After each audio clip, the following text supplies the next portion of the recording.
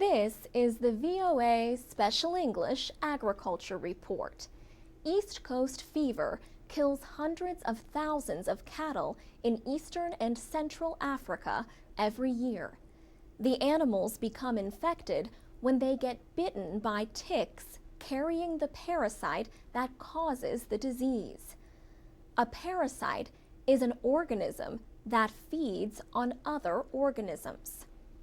Donald Knowles directs the Animal Disease Research Unit in the Agricultural Research Service, part of the United States Department of Agriculture.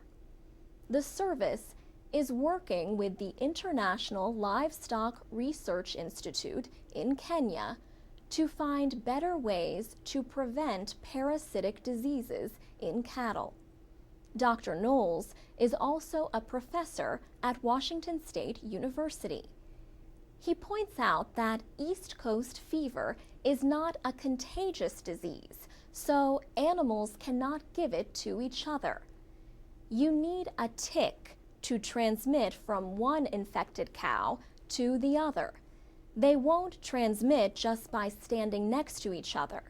You need a tick to move it between them.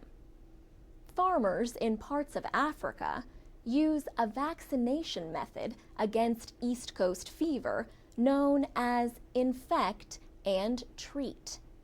First, they infect animals with live parasites. Then, they treat them with drugs to help them recover. That way, explains Dr. Knowles, the animal becomes immunized or vaccinated against a full case of the deadly fever. But there are problems with this method of vaccination. Uninfected ticks that bite the vaccinated animal can still get infected and spread the parasite to other animals.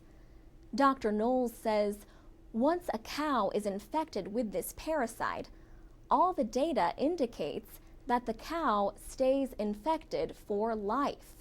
That means that cow, even a cow that has been vaccinated, now it's protected against the disease, but it can still transmit.